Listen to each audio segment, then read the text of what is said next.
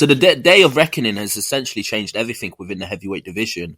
Originally, the plan was that Anthony Joshua was going to fight Deontay Wilder in March.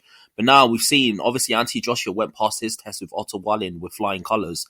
And Deontay Wilder, unfortunately for him, he got completely outboxed and out-hustled and beat pillar to post by Joseph Parker. So the fight between Deontay Wilder and Anthony Joshua is just not going to happen. And to some extent, I was actually sad about that. I wanted to watch that fight, but since that fight wasn't going to happen, I'm assuming that AJ is going to go down the Hrgovic route. So I think he's going to fight Hrgovic to get an IBF ranking, and then he's going to fight whoever holds the IBF belt in the next fight after he beats Hrgovic. The thing is, Hrgovic, obviously, he had this fight against Mark Demore and completely destroyed him in a bit of a nothing fight. I don't think anyone assumed that Deontay Wilder was going to lose to Parker. Otherwise, they probably would have gave Hrgovic a better fight. But the fact that they put him in with Mark Demore, and Mark Demore completely, he got completely decimated.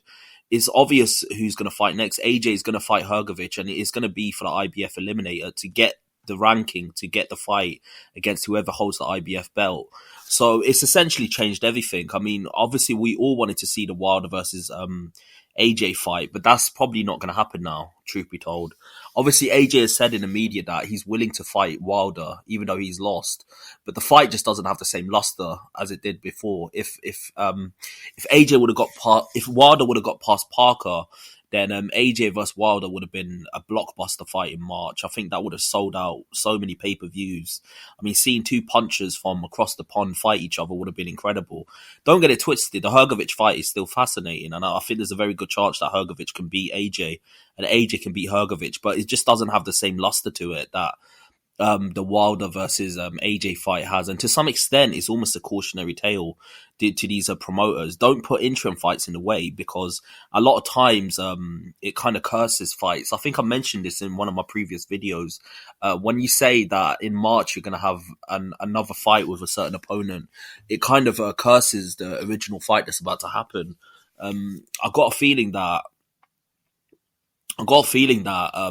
sometimes putting an interim fight in the way messes things up. I mean, we saw it happen in history. If you look at Tyson versus Buster Douglas, Tyson was supposed to fight Evander Holyfield, and then he took up a tune-up fight against Buster Douglas, and we saw what happened there. Buster Douglas completely beat the brakes off Mike Tyson, and we never got to see the original fight between Mike Tyson and Evander Holyfield. If there was to fight, and obviously a lot of things got into the way of it.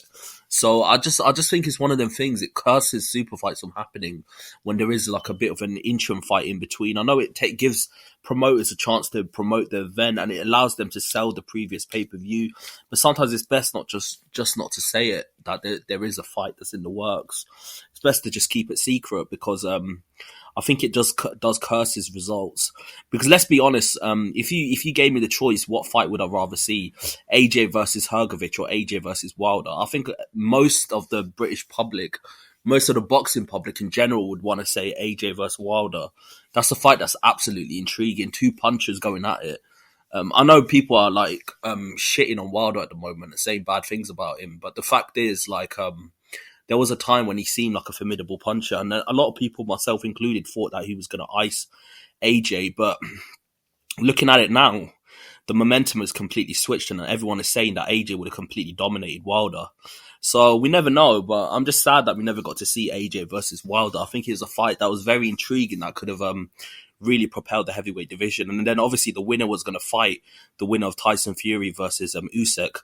But obviously Parker's come along and completely upset the apple tree. Tell me what you think below about everything that I'm saying, and like and subscribe to the channel. I've got a lot more content coming your way. Peace.